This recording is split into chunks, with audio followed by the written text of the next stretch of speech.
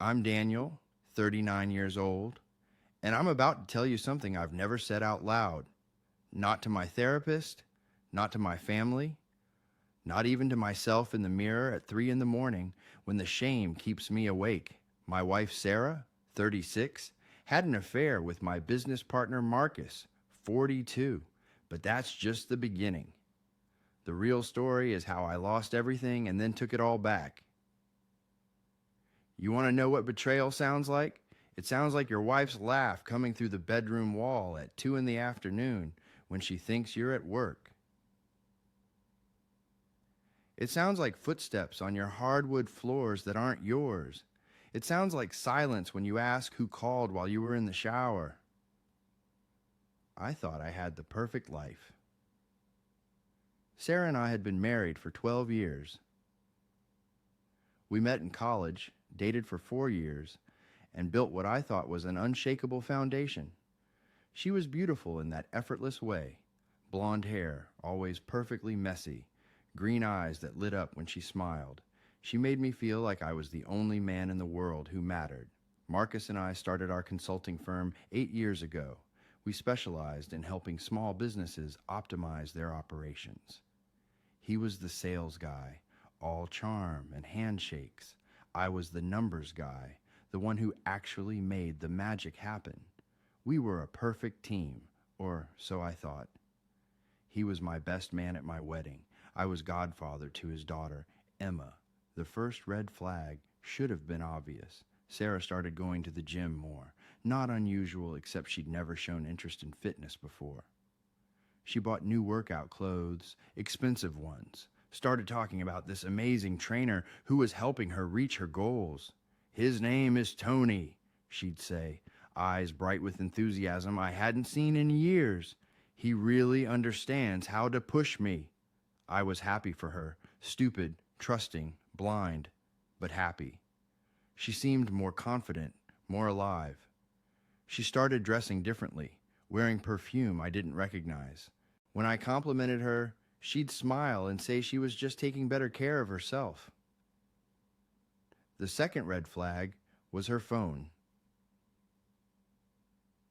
Sarah had always been casual about her phone, leaving it on counters, asking me to check messages while she was driving. Suddenly, it was glued to her hand, face down on nightstands, taken into the bathroom during showers.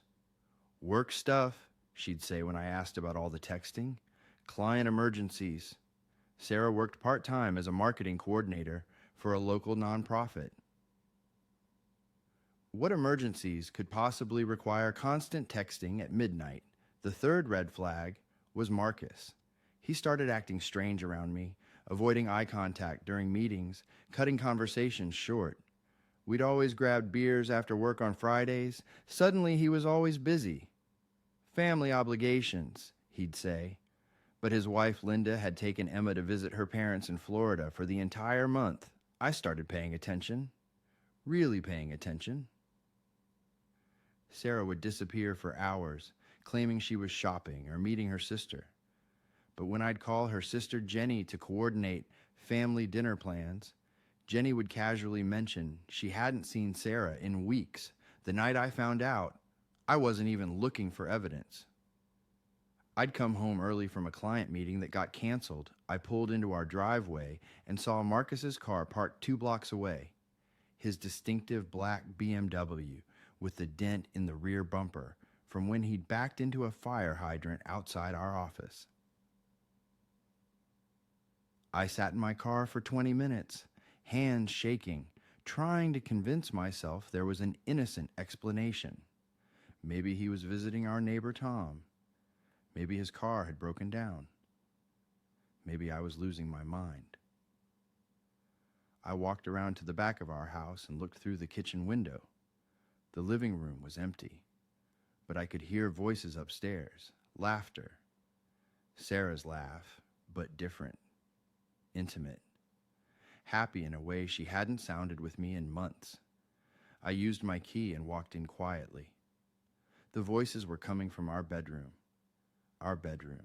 the bed where we'd made love on our wedding night, where we'd held each other during her miscarriage 3 years ago, where we'd planned our future and whispered our dreams. I stood outside the door and listened to my wife and my best friend planning their next rendezvous. Daniel's going to Chicago next week for the Morrison account, Sarah was saying. We'll have 3 whole days. I can't keep doing this, Marcus replied, but his voice had no conviction. He's my partner. He trusts me. You said you were going to leave Linda. I am. I just need more time. I'd heard enough. I walked downstairs, got in my car, and drove to the nearest bar. I ordered a whiskey and tried to process what my life had become. My wife was cheating on me with my business partner. My best friend was sleeping with my wife. The 2 people I trusted most in the world had been lying to my face for God knows how long. How do you confront betrayal like that? How do you even begin to unravel 12 years of marriage and 8 years of partnership when it's all built on lies? I didn't go home that night. I checked into a hotel and called in sick the next day. For the first time in my adult life, I had no idea what to do. Part of me wanted to burst into the house and confront them. Part of me wanted to pretend I'd never seen anything and go back to my oblivious life. Part of me wanted to disappear entirely. Instead, I hired a private investigator. Her name was Patricia Wells, a former police detective with 20 years of experience catching cheating spouses. She was professional, efficient, and brutally honest. Most people don't want to know how long it's been going on, she told me during our first meeting. They just want proof for the divorce. But you strike me as someone who needs the whole truth. She was right. I needed to know everything, when it started, how long they'd been planning it, whether other people knew. I needed to understand how completely I'd been played. The investigation took 3 weeks. Patricia documented everything. Hotel receipts going back 14 months. Text messages recovered from phone records. Credit card statements showing expensive dinners and weekend getaways I'd never heard about. Sarah had been using our joint account to fund her affair. But the worst part wasn't the evidence of their relationship. It was discovering how many people knew and said nothing. Sarah's sister Jenny knew and had been covering for her. Our neighbor Tom had seen Marcus's car in our driveway multiple times and never mentioned it. Even Linda, Marcus's wife, suspected something but had chosen to ignore it rather than confront the truth. I was surrounded by people who'd watched me live a lie and decided my feelings didn't matter enough to speak up. The night I confronted Sarah, she was in our bedroom packing for what she'd told me was a girls' weekend with Jenny. I walked in and placed Patricia's folder on the dresser. "Before you lie to me again," I said, "you should know I have 14 months of evidence." The look on her face will haunt me forever. Not guilt, not shame, not even surprise. Relief. She was relieved that she didn't have to pretend anymore. "How long have you known?" she asked, sitting on the edge of our bed like we were discussing dinner plans. 3 weeks. But I should have known when you started buying lingerie I never saw you wear. She had the audacity to look annoyed. "You were never here anyway. Always working, always putting the business first. So this is my fault?" "I didn't say that." "Then what are you saying, Sarah? Help me understand how screwing my business partner is somehow justified." She stood up and walked to the window, looking out at the backyard, where we'd hosted barbecues with Marcus and Linda, where we'd talked about installing a swing set for the children we'd never had. "I'm saying I fell out of love with you and in love with someone else. It happens." The casual cruelty of that statement hit me like a physical blow. 12 years reduced to, "It happens." Our marriage dismissed like a failed business venture. For 14 months? I wanted to tell you, Marcus wanted to tell you, but we knew it would destroy everything. So instead, you decided to destroy me. She turned around, and for a moment I saw something that might have been remorse cross her face. But it passed quickly. "I never meant to hurt you, Daniel. but I can't pretend to be happy anymore. Were you pretending the whole time? No, not the whole time. But the last few years, we became roommates, not lovers. You know that. She wasn't entirely wrong. We had drifted apart, but marriages go through rough patches. That's what commitment means. Working through the difficult times together, not finding someone else to fill the void. So, you're leaving me for Marcus? He's leaving Linda. We're going to get a place together. I almost laughed. Almost. The naivety was breathtaking. Has he told Linda yet? That's not your concern. Actually, it is my concern. Marcus and I own a business together. When this comes out, and it will come out, it's going to affect everything. Our clients, our reputation, our contracts. For the first time, she looked uncertain. You wouldn't destroy the business just to hurt us. I wouldn't destroy it to hurt you, but I won't let Marcus profit from betraying me either. The next morning, I met with my lawyer. His name was Robert Chen, and he specialized in both divorce and business law. Exactly what I needed. We spent 4 hours going through my options. The divorce would be straightforward. No kids, and thanks to Patricia's investigation, I had clear evidence of adultery. In our state, that mattered for asset division. I could walk away with more than half of our shared property. The business situation was more complicated. Marcus and I were 50-50 partners, but I'd been the primary driver of our success. Most of our major clients had relationships with me, not him. I'd developed our proprietary systems and processes. I held the keys to our operational knowledge. You have leverage, Robert told me. The question is how you want to use it. I thought about it for days. I could have destroyed Marcus professionally, exposed his affair to his clients and professional network. I could have made it impossible for him to work in our industry, but that would have been emotional revenge, and I'd learned something important about myself during those 3 weeks of investigation. I was better than that. Instead, I chose strategic revenge. I scheduled a meeting with Marcus under the pretense of discussing a new client proposal. He walked into our conference room looking nervous but trying to project confidence. Daniel, there's something I need to tell you. That you've been sleeping with my wife for over a year. I know.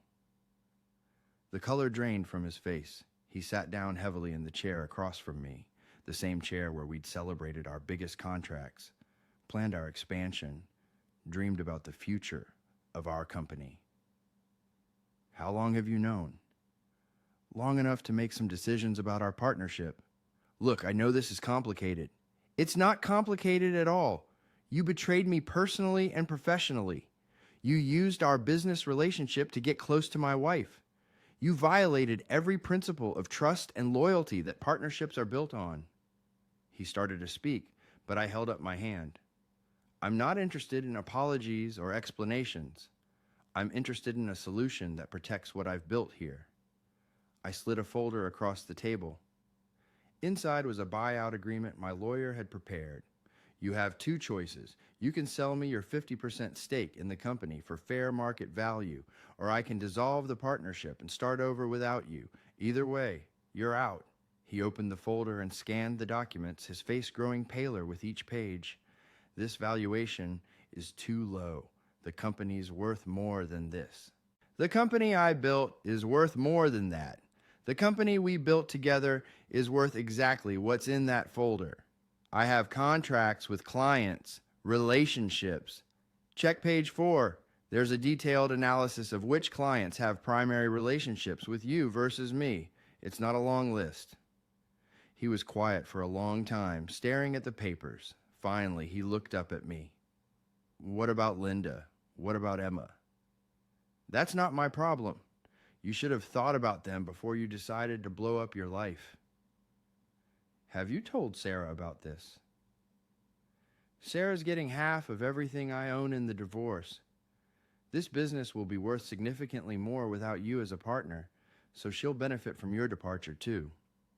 The irony was perfect. Sarah's affair would ultimately cost her the man she'd chosen over me, and she'd profit financially from his removal from my life.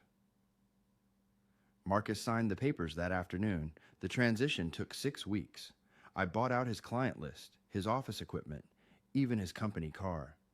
By the end of September, I owned 100% of what had been our shared dream. The hardest part wasn't the betrayal or the divorce or even rebuilding the business alone. The hardest part was accepting how blind I'd been, not just to the affair, but to the gradual erosion of my marriage, to Marcus's resentment of my success, to the signs that had been there all along. Sarah moved in with Marcus 3 days after our divorce was finalized. They rented a condo downtown, far from the neighborhood where we'd built our life together. I heard through mutual friends that Linda had taken Emma to Florida permanently, refusing to let Marcus see his daughter until he figured out his priorities. 6 months later, I was having dinner at a restaurant downtown when I saw them. Marcus looked exhausted, older somehow. Sarah looked beautiful but brittle, like she was holding herself together through sheer force of will. They weren't talking, just staring at their phones across from each other. I realized I felt nothing. No anger, no satisfaction, no sadness. They'd made their choices and were living with the consequences. My life had moved on. The business thrived without Marcus. I hired 2 junior consultants and a business development manager. Our client retention rate actually improved after he left. Turns out his charm had been masking some serious competency issues. Within a year, I was grossing 30% more revenue than we'd ever achieved as partners. I kept our old office but redecorated completely. New furniture, new artwork, new energy. The space that had once reminded me of betrayal became a symbol of resilience and independence. People ask me if I've started dating again. The answer is no, not yet. I'm not hiding from love or relationships, but I'm being more careful about who I trust with my heart. I've learned that loyalty isn't something you can assume or demand. It's something you recognize in people who've proven themselves worthy of it. I think about Sarah sometimes, but not with the crushing pain that used to wake me up at night. I think about the good times we had, the dreams we shared, the ways we made each other better for a while. I also think about how she chose immediate gratification over long-term commitment, excitement over stability, passion over partnership. Marcus, I barely think about it all. He was my friend until he chose not to be. He was my partner until he chose to be my enemy. Some betrayals are so complete that they burn bridges you can never rebuild, and I have no interest in trying. The truth is, losing them both was the best thing that ever happened to me. Not because I wanted to lose them, but because their betrayal forced me to discover who I really was when everything familiar was stripped away. I learned I was stronger than I thought, more resilient than I'd ever needed to be, and more capable of success than I'd realized when I was sharing credit with someone else. I own my life now in a way I never did when I was married or when I had a business partner. Every decision is mine. Every success is earned. Every failure is something I can learn from without having to navigate someone else's ego or agenda. Sarah called me last month. I don't know why I answered, but I did. I heard the business is doing really well, she said. It is. I'm happy for you. I really am. Are you happy, Sarah? The pause was long enough that I wondered if the call had dropped. I thought I would be, she finally said. I thought leaving would fix everything that was wrong. And did it? Some things, but it created new problems I didn't expect. I could have asked what she meant. I could have offered comfort or advice, or even forgiveness. Instead, I said what I'd learned was true. Every choice has consequences. You chose what you thought you wanted most. I did, and I have to live with that. We all do. After I hung up, I realized that conversation was probably the most honest we'd been with each other in years, maybe in our entire marriage. There was something liberating about speaking without the weight of shared history, without the need to protect each other's feelings or preserve a relationship that no longer existed. I don't hate Sarah. I don't hate Marcus. I don't even hate the situation that destroyed my old life, because it also created my new one. What I learned is that betrayal isn't just about what people do to you. It's about what you do with what they've done to you. You can let it destroy you, make you bitter and suspicious and closed off from future happiness. Or you can let it teach you things about yourself and other people that you never would have learned otherwise. You can let it show you that you're stronger than you thought, more resilient than you imagined, more capable of building something beautiful from scratch than you ever believed possible. I chose the second path, and it led me to a life that's entirely my own, not shared, not compromised, not dependent on anyone else's choices or loyalty or love, just mine. And for the first time in my adult life, that feels like enough.